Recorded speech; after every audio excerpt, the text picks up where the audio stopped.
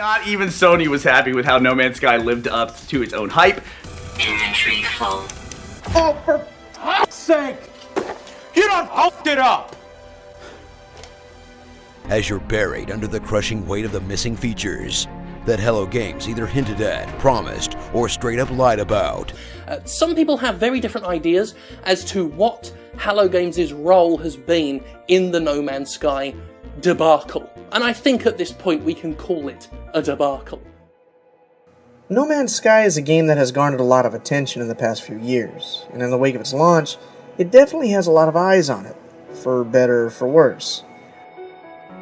A game of great ambition is something that can be said for it most certainly. Many people have thrown their hat in the ring with their opinion of the game, and considering my position on the matter, I feel like I should put in my 2 cents as well. No Man's Sky is a game where you can venture from planet to planet, from star system to star system. It's a game that boasts what is said to be 18 quintillion planets.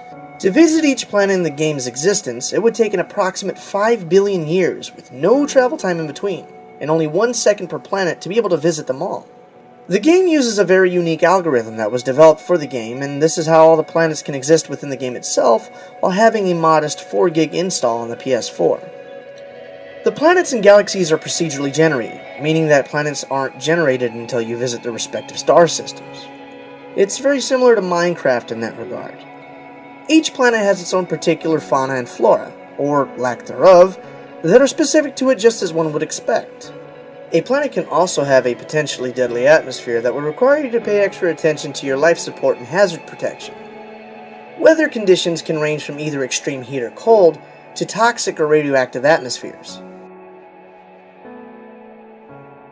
When you first begin the game, you'll wake to find yourself marooned on an unknown planet in dire straits.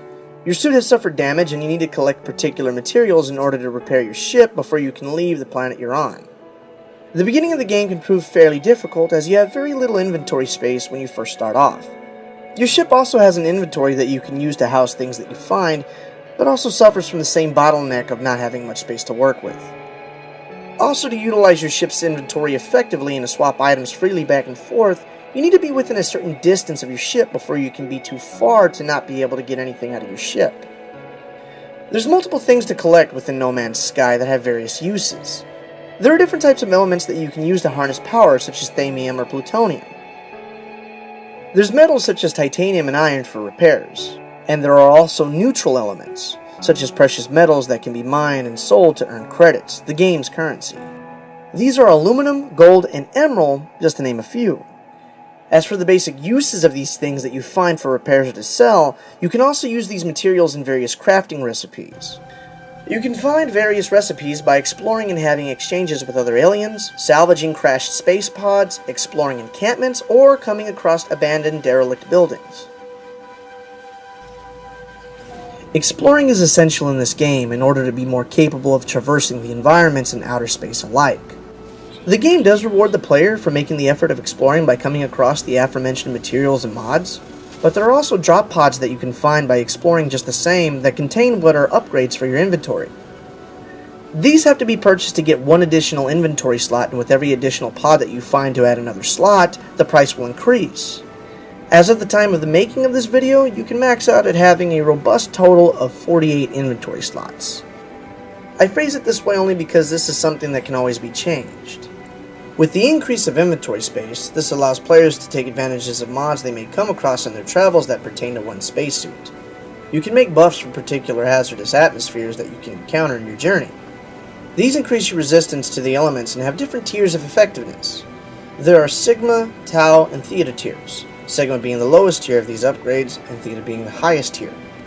You can also upgrade your life support, which is useful because your life support gradually decreases as you play. You can also upgrade your stamina on top of that to increase the distance you can sprint before getting tired, as well as upgrade your jetpack that's used for flying short distances.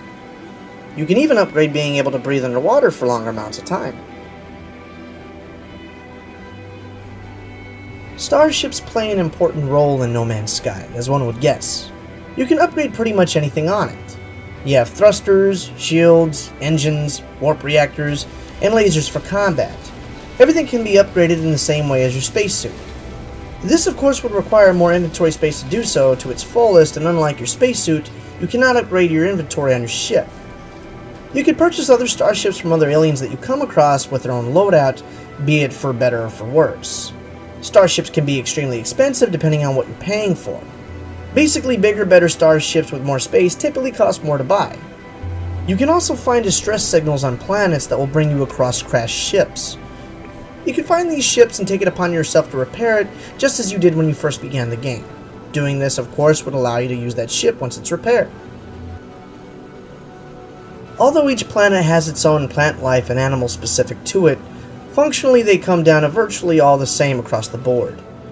Animals as a whole will either be passive towards you or be hostile. This is something that doesn't change from planet to planet. The same can be said about the plant life as well as the types of rocks and stones you find. They may all be different, but all plant life yields carbon and all rocks yield iron. Despite the limitless amounts of wildlife and plant life found throughout the universe, as the game stands right now anyways, in regards to mining and farming, it's all pretty much the same. The game boasts being able to rename anything you discover as a player. You can rename animals, plant life, and sedimentaries if they haven't been discovered by other players. Seeing as how you can't see what you are, as the game is in a first-person perspective, you can be anything really. Assuming you're human, you aren't the only sentient life form that exists in the game, as there are 3 other factions of beings. You have the Gek, which hail from a tyrannical race that in ancient times looked to conquer the universe. You have the Vy'keen, which are a warrior race that would yield to no one. And then you have the Korvax, humanoid machines that are always in search of knowledge and research. So as the first supposed human, you can rename planets, animals, and the like upon your discovery of them, similar in scope as to Christopher Columbus, so take that for what it's worth. Each race has its own language that you can learn. As you explore, you can scan the environment that can show you what's in the general area around you. This can include nodes signifying oxides or precious metals, but can also include monoliths and markers. By interacting with a marker, you can learn a new word. This is one of my favorite things in the game. Whenever I see that purple node of a marker nearby, I know that it's worth the time to go to it, because unlike everything else around you, you're never going to go to a marker and get something that you already got. It also reminds me when you're trying to learn the Albed language from Final Fantasy X and X-2.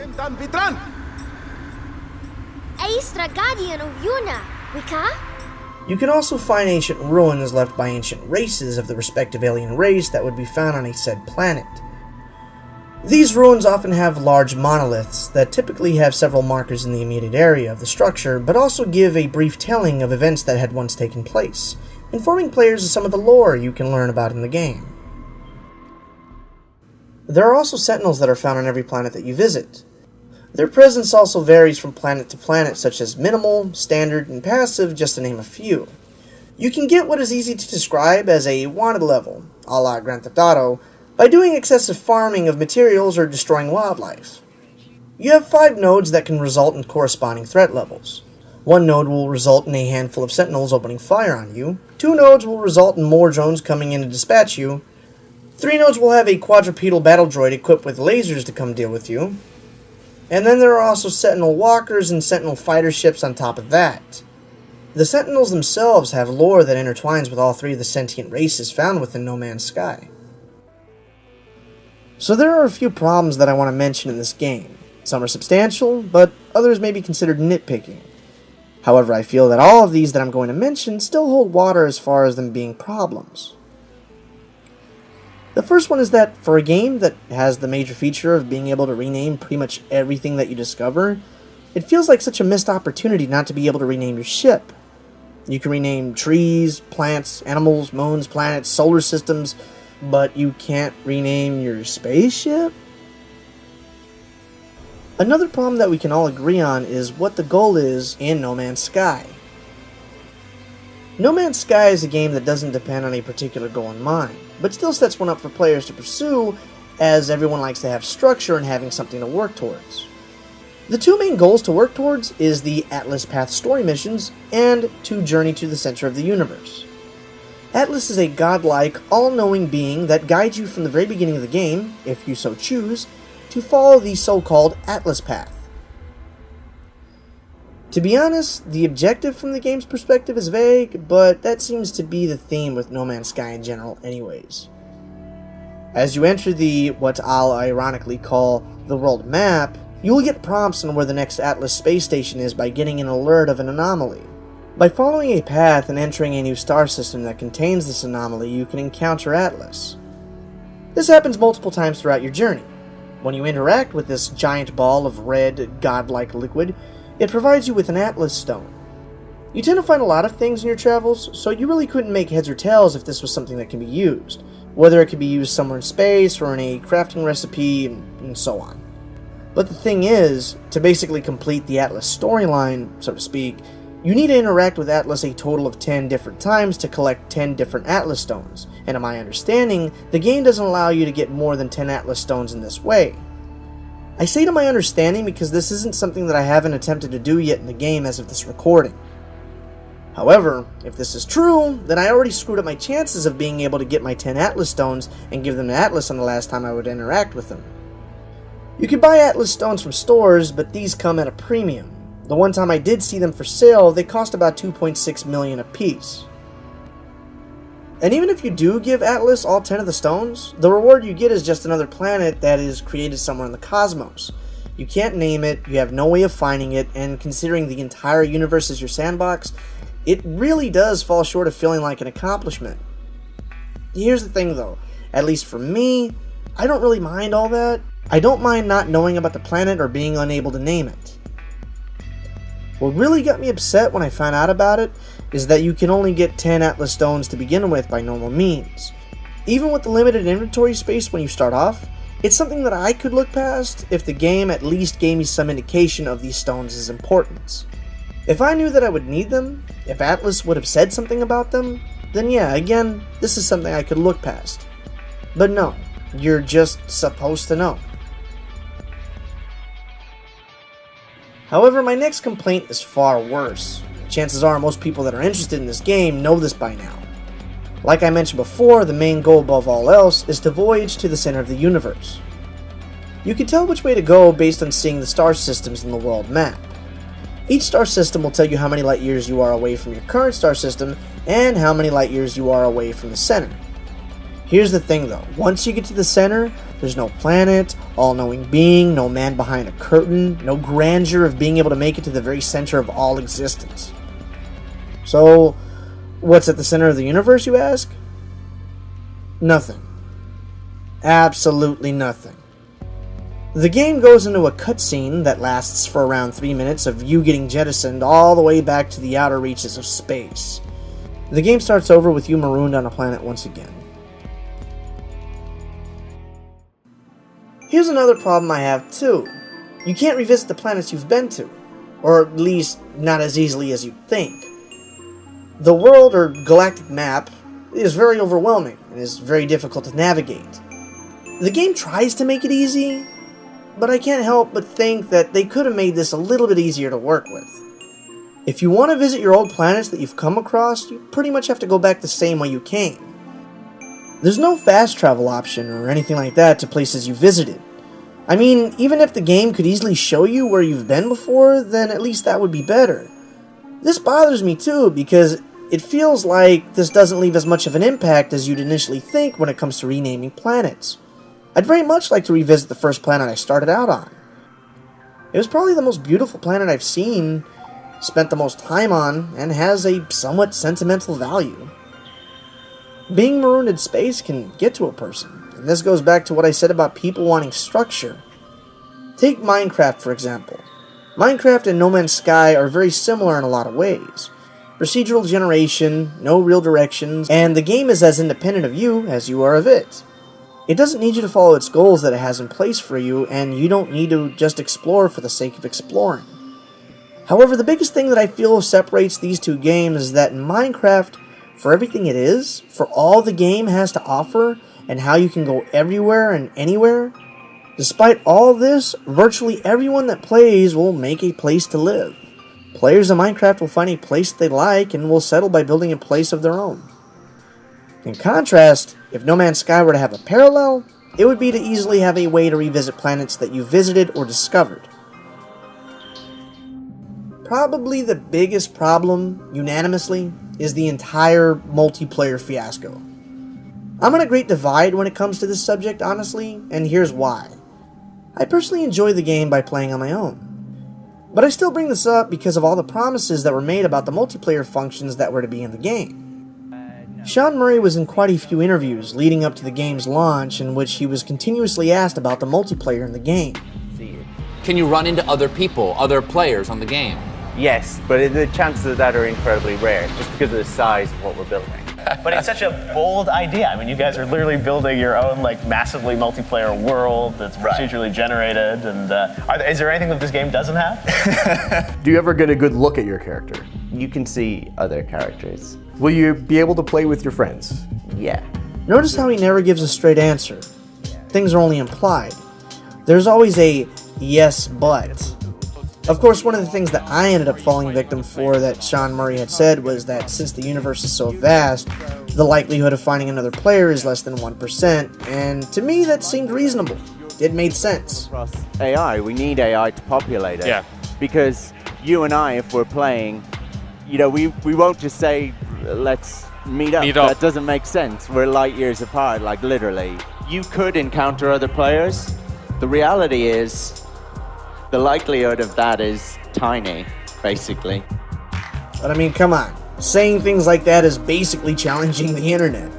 And lo and behold, within 24 hours of the game's launch, 2 streamers on Twitch found each other during their own live streams in real time, and yet they couldn't see one another. You can see on the left side a black pillar. Our streams are exactly lined up. If you go look at my stream, we're looking at the exact same area right now, if you don't move. So, just like that, the myth was busted. There is no traditional multiplayer. It became all too obvious to me when I went back to see this one interview in particular. Will you be able to play with your friends? Yeah. That's someone clearly lying. I mean, the poor guy is clearly under some serious strain trying to pry out that yeah. It's like someone was holding his family hostage, and the only way he would get them back is if he said yeah to multiplayer questions in the interviews. Will you be able to play with your friends? Alright, Sean. You remember what to say when they ask about multiplayer, don't you? Do you remember what's at stake if you happen to forget? You wouldn't want to jeopardize their lives now, would you?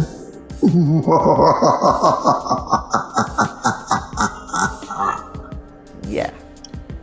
Doesn't it seem so much more obvious that it's a lie when I put it like that to you guys? And you know what? If Sean Murray didn't lie about it, if he would have been upfront about it like he should have, then I think Hello Games would be in a better spot right now. And with the game as it is, I think it's just fine without multiplayer. I don't think the game is better without it, but that doesn't mean it's okay to say that it has it and then not have it either. So where am I in all this? Where do I stand with No Man's Sky? I like the game. I really like the game. I have no issues with it that ruin my experience. I personally think the game is very pretty. Not all the time, but in vibrant and colorful wooded areas or grassy knolls, it's undeniable, at least in my eyes. I absolutely love the art style of this game. Almost any viewpoint you have in the game can be its own screensaver. And seeing the planets in the sky so big because they're so close is incredible and never fails to put me in awe. And although some of the animals you find in the wild can look a little derpy, to say the least, others really do lend their majesty to the beauty of the landscapes. You know what it reminds me of? It reminds me of that website Digital Blasphemy. It's like the only website we can go to in school that wasn't blocked. It also reminds me of Metroid Prime, with its varied environments you come across and how you can just scan everything. And for this game to harness such a sense of nostalgia from me without trying to do so intentionally, that's commendable these days.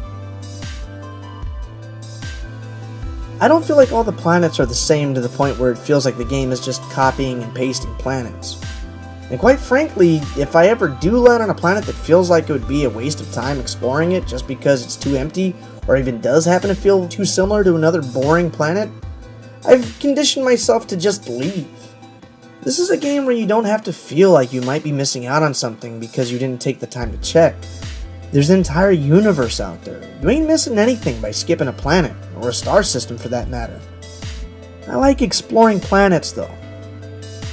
I like trekking across space to the great beyond.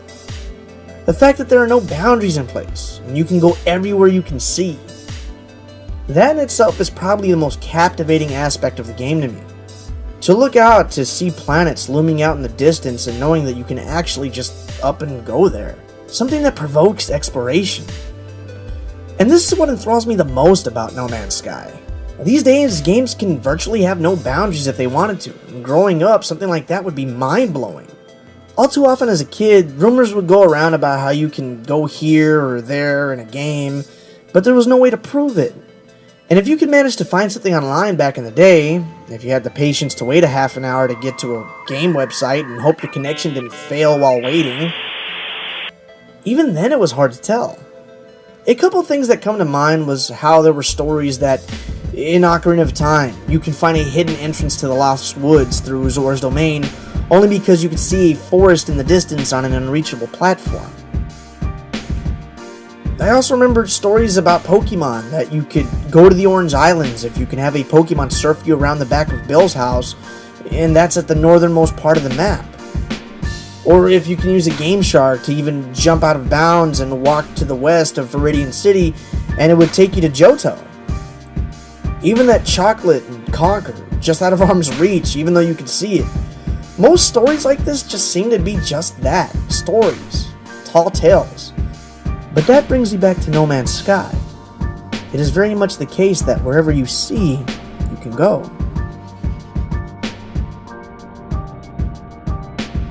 I consider myself lucky when it comes to this game.